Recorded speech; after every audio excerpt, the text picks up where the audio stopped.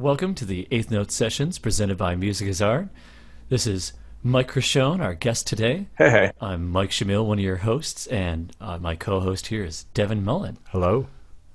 Mike, how you doing tonight? I'm doing very well. How are you guys doing? Not Doing great. Excellent. Just wanted to pick your brain a little bit for a moment. It's a great opportunity to get you, in front of the camera here and get a little of your time. I know that you're in a relatively successful local cover band, Ultraviolet. So it's it's great for me to hear that you're also really into writing your own stuff on the side, and you have a strong passion of writing original music. How did it come to be that you went from transitioning, from doing covers to playing more of your own stuff? Well, I think it actually kind of was flipped. Okay. I really was never in a cover band that worked until Ultraviolet. I mean, I was in bands in high school that, did Smoke on the Water or something. But I mean, in terms of a working band, I spent, a lot of time prior to Ultraviolet playing in an original band and trying to write for like this sort of prog pop band that I was in. And then I was doing acoustic stuff for a while, and the ask for Ultraviolet just came at the right time, and I thought to myself, if I don't say yes to this now, I'm never going to really have a chance to know if I, would like doing this. And 9 years later, I still am. But my heart is in making original music. That's awesome. Now, wait, did you say, correct me if I heard you wrong, but prog pop? Prog pop. It's not a very how's that work? Do you play in like weird times? It's like dance songs about gnomes and like. Oh yeah, like Romeo and Juliet. Exactly. Yeah, now in theaters.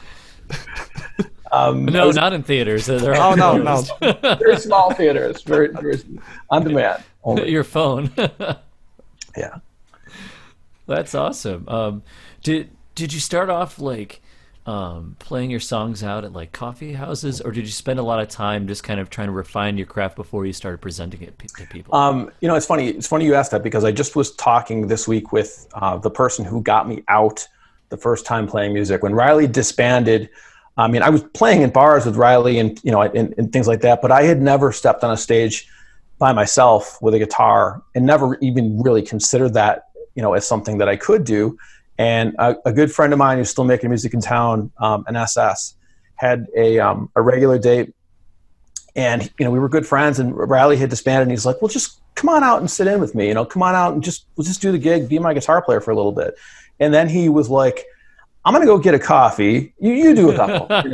And I'll be right back. I'll be right. And I was like, "Oh, okay, I guess I can do that." And then that sort of came into a gig that we split a little bit, and then I started booking my own stuff. That's awesome. It's definitely a real challenge to go from playing in a large band to playing by yourself. I went from playing like accompaniment as a bassist and backing vocalist for over 10 years, and only in the last 2 have I started playing out on my own. And man, the first time I went up on stage, I was like, oh my God, I never had stage fright before. I really didn't think it was possible. But for a moment, I experienced it for the first time, and I was like, this is horrible. There's no place to hide when you do a solo gig. There really is no place to hide, Right. I mean, you're out there, and it's like, all right, well, I got to do this thing. There's no one to kind of lean on. There's no way to cover up my mistakes. It's, warts and all, here they are. So, that's very bold of you to go and decide to make that, a reality, to pursue that. And just to that point of boldness and creativity, you actually do have a few independent releases, correct? I do, yeah. Balance was 2008, and most recently last year, Unsinkable Stories just came out last May. Congratulations on that. Nice. We'd previously done a review, little blurb for Balance, and I rather enjoyed the album. I was caught immediately by the artwork. It's just, it's nothing highfalutin. It's nothing fancy. It's a timeless message. It's just a clock and a bunch of cash on a scale balancing each other out. The message is so simple. So what was Beat the? you over the head with the message. Yeah. Right, that's some good visualization. There. Take it away. I was never the sharpest crayon in the drawer. Sometimes I need a little something extra to get me to get it. So, what was that album about?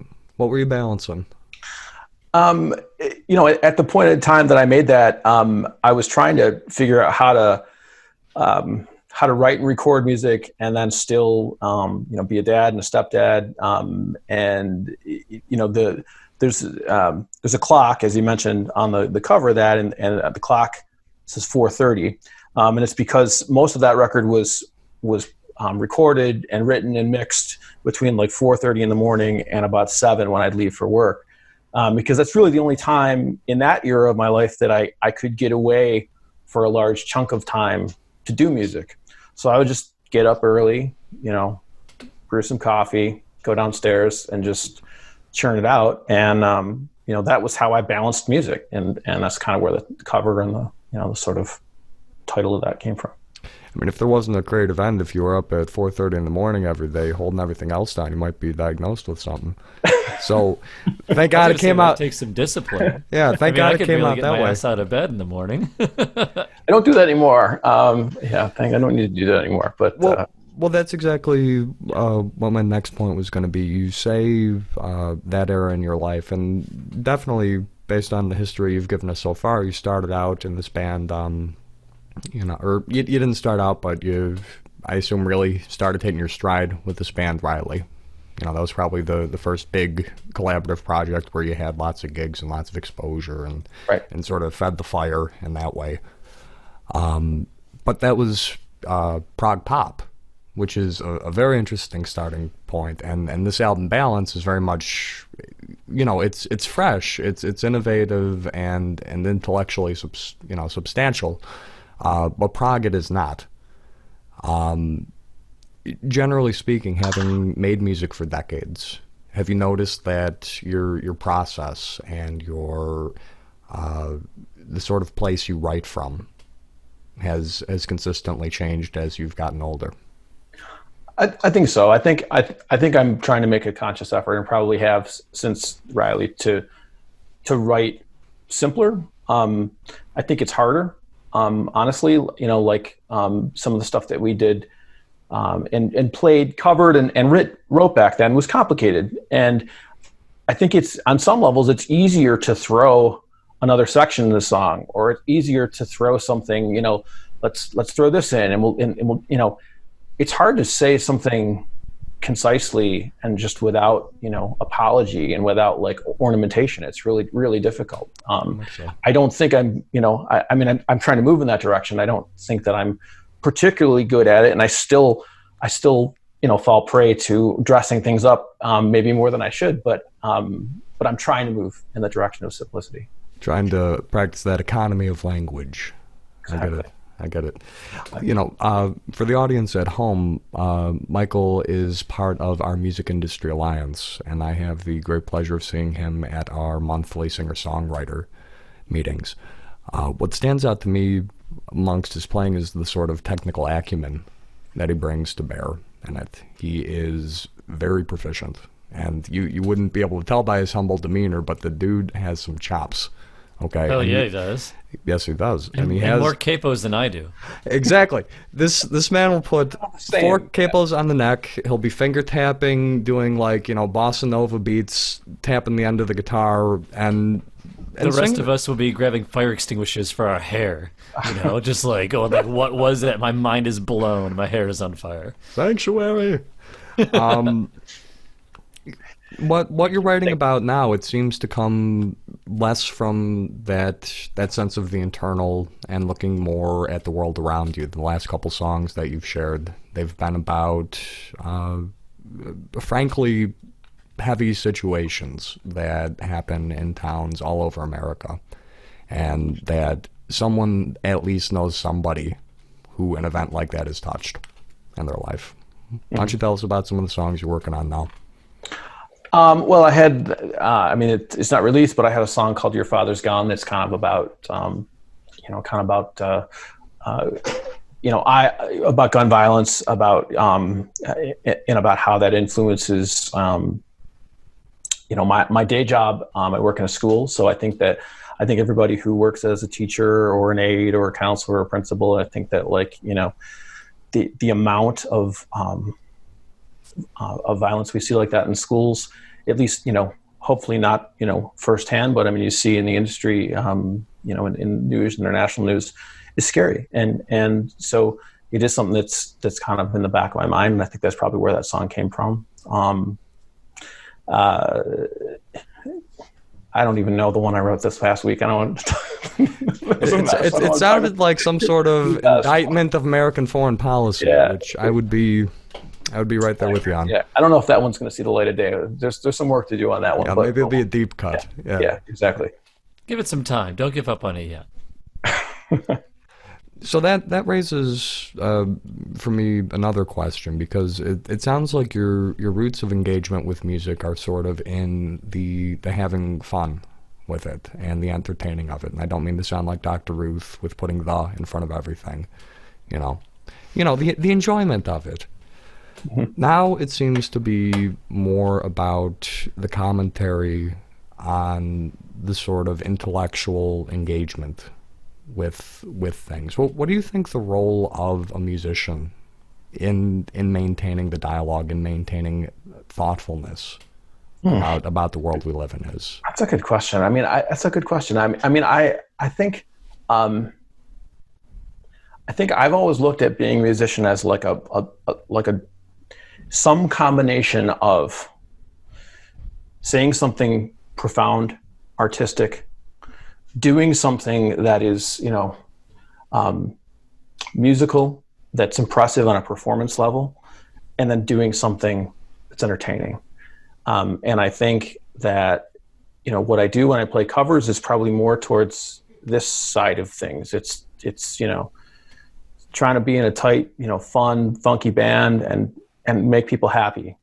And I think when I'm by myself and I'm writing music and I'm trying to, I think I'm over here more. I don't know that there's as much of an entertainment quotient in it as much as it is, something that, you maybe would digest a little more slowly. I think I've said a couple times that, I don't think it's Saturday night music. I think it's Sunday morning coffee music. I think it's, rainy Tuesday afternoon music that you sort of like let drip into you as opposed to, beat you over the head with it. So what about 3 a.m. reading random Wikipedia articles music?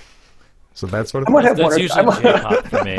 That's what I'm going to write for next month. I'm writing that one for next month. Yeah. Beautiful.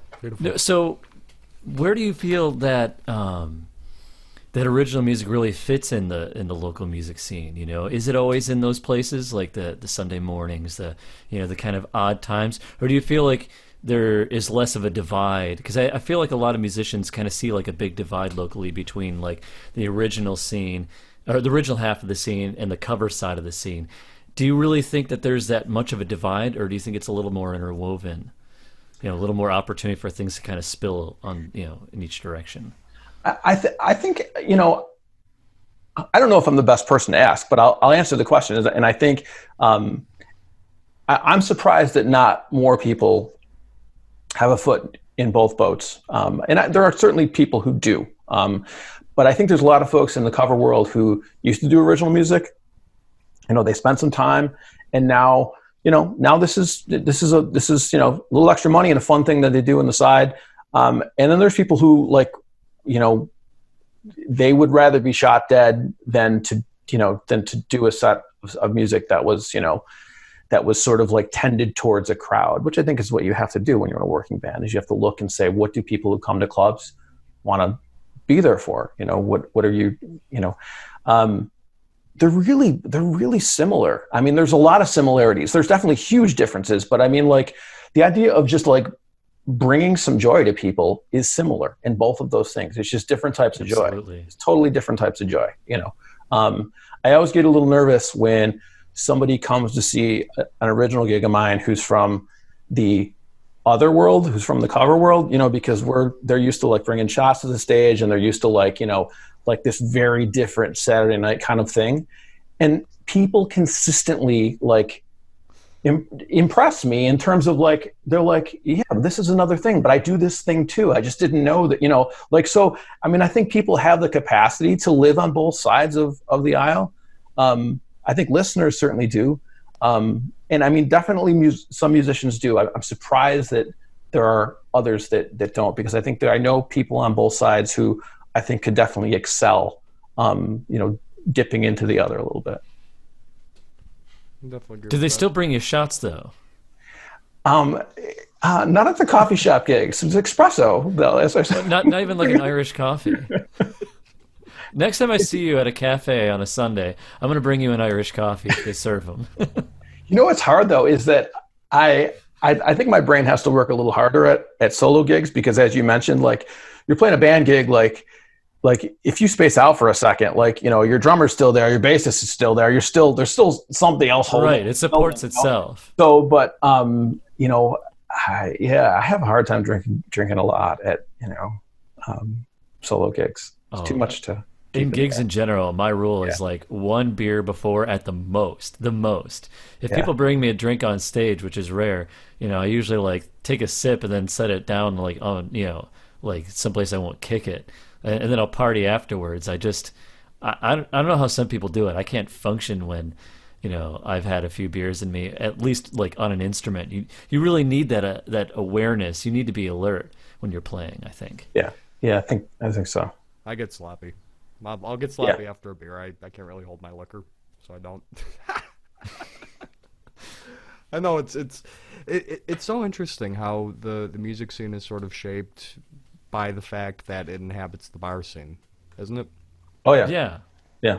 I mean, but I think something that's interesting that's happening right now with live streaming, because obviously it's growing exponentially, is that you're seeing musicians for the first time, maybe in their entire professional life, if they're not a touring artist or something, where they haven't been in the position where they're like selling the product too. If there's somebody who's like in a cover band or these kinds of things, like it's different. I think live streaming is like a very different skill set. You don't talk a lot in bars, like, because people can't hear you, and honestly, they don't want you to talk. But when you live stream, you have to engage like on that level, because there's no applause, there's no so it's just a different skill set.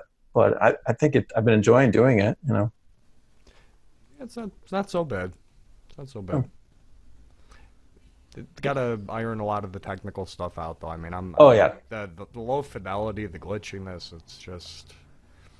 We've definitely learned the hard way. We thought like technology was way further ahead. Oh, we thought we were the masters. Oh man, we thought streaming was all figured out, and unless you're like a big like streaming provider or something like that, what we're finding is like your Facebook and your YouTube live streams and all these different platforms and Instagram, the fidelity sucks. Yeah.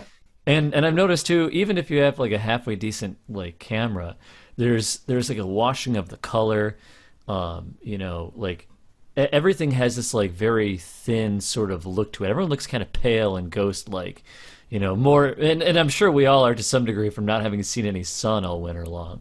But like, it really like takes a lot of the life out of the picture, and like I've seen issues where the lip sync starts to get off, and that drives you crazy. And someone will be playing their guitar, and they'll get this really beautiful like chord progression going, and then the guitar just starts to kind of get eaten by like digital noise, and but you just go and you're like you realize that it's more of it's in its infancy more than we thought it was. For sure. I agree with that, but I think it also sort of sheds light on a really beautiful phenomenon. I mean, in terms of the entertainment that we've gotten in the aughts and the 2010s, I don't know. I don't even know where the term aughts comes from, but apparently that's what we're calling. Yeah, they're the aughts. Yeah. Because the OO sounds too silly. But yeah, but not to perseverate on that. But basically, I think when you look at how communities, how the American people engaged with media in the past, black and white television, rabbit ears, cassette tapes, VHSs, these were all highly flawed, bits of media. I mean, there were questions of fidelity, of integrity. I mean, most VHS tapes nowadays, I feel like they're probably, half mothballed and moth-eaten, disintegrating in basements. But you still had this sort of cultural and community gathering around it. So even with all the caveats to using online streaming, I think it's rather remarkable just how supportive people have been of it, and how Yes. people are still sort of tuning into it and tapping into that sense of music and art. I think it speaks to the fact that people still want a communal experience, because there's a radical difference between I uploaded a video and I went live, and I just, the more live streams I've done, the more I feel like if there's something that you can do to show that you're interacting, whether it's responding. I mean, I was doing the last couple I did this stupid like trivia thing where like I would do a trivia, but I think that means something to people to know that this thing is actually happening in the same world at the same time. Even though we're separated, we're still together on this thing. And, I think that's part of the reason why it's seems like it's, increasing greatly. That's a good point, because music without connection is what you hear in an elevator. Yeah. It's what you do in the studio. I mean, it's, I think the recording process is pretty amazing, because you start out with this like idea for like this song that is kind of about connecting on an idea or connecting on a topic. And you go through this huge process of like hammering it out and then recording it and all of this like other stuff in isolation, to then hope that someday somebody listens to it and then gets that initial thing. And, but when that does happen, it's pretty crazy that music can work that way. It's a great unifier. Speaking of unifying and, like communal experiences, I saw that you and your daughter and some, people close to you all recently did a video submission for the 48-hour film project. For those of you at home that aren't familiar with it, normally every year this film project, hosts events in different cities, including Buffalo, where they a bunch of local indie film folks get together and they have 48 hours to make and submit a film. And in the spirit of finding ways to be creative and connect with each other during this quarantine, they have been doing weekends where people are doing it from home. And the rules are like, if it's not you shooting things at home, we ain't keeping it. If you're running around the park and not following social distancing, we're not sharing it. And you guys did a fantastic job. Oh, thank you. Creating your own film, and you had done the scoring for it, which had to be quite the challenge in such a short period of time. This is the second 48 movie we did. The first one obviously wasn't during the quarantine; it was last summer. But timing is incredibly tight. 48 hours is a very short amount of time to make a 7-8 minute film. So I didn't score the one that we made last summer, but I did do this one, and I really enjoyed it. But it made it all that much more hectic. But I think it's a great. I think it's a great exercise for me, particularly because I'm used to, in an artistic sense, having, much more wide open timelines, where when will I finish the next record? Well, when I'm done writing it, when I'm done recording it, But if you have 48 hours to make a 7-minute film, you have 48 hours. And, it's one of the reasons why I've enjoyed, the songwriting group with you two, because my personal goal is to write something that I can bring new every month, which for some is not much of a pace at all in terms of writing. For me, that's a pretty it's a pretty big step up in terms of output. But that's been good. I think that's been a good thing for me to have that thrust, that deadline to move forward. That little bit of pressure that kind of brings something new out of you that you've never found before, some sort of hidden talent where you're like, oh, I can do this. Oh, wow. Staying on the subject of local film and music, I've recently noticed that there's a like there are two very similar scenes. There's a lot of very creative people, and they have a lot of similar ideas and goals and desires. And for me, for the longest time as a musician, I didn't like the thought of having a crew or like people that would be interested in doing a music video for any of my acts. Like the idea was like, we'll never be able to like find anybody who wants to do anything like that. And now that I've gotten involved in the local film scene a little bit and started talking to people and getting to know people, they've kind of had similar feelings of, oh man, I wish I had more access to musicians. And then suddenly you go, wait a minute, and then the light bulb kind of clicks on you, like both these scenes have no idea. It's kind of like they're like two long lost lovers on the other side of like a river, going like, oh, if only I could get to the other side and see the other person, and they don't realize that around the bend there's a bridge.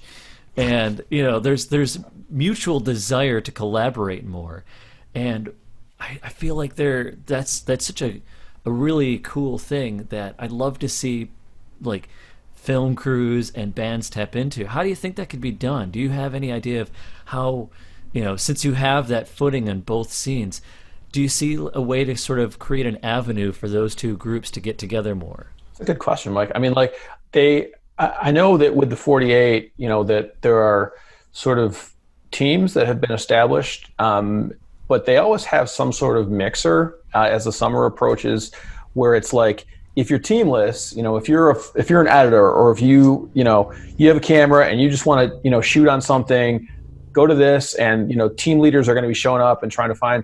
So if I hear of anything coming up like that, I mean, obviously with what's going on right now, I don't know if that would be a virtual thing or whatnot. But if I hear of anything, I will definitely try to, bring it to our writers group or share it, because I think, I'm not super plugged into that scene, but I mean, I know a few folks. But if I just think that some of the best films are ones that really had music that, isn't something they got on Pond 5, and, right. and the reality of it is you need a dedicated person, because there's not time to do what I did this last weekend. Film it, edit it, and write the song for it. It's not time for that. There's like no time for that, No. Unless you have like a stack of like energy drinks in the corner of the room. That's probably not the healthy way to do it. No. Yeah.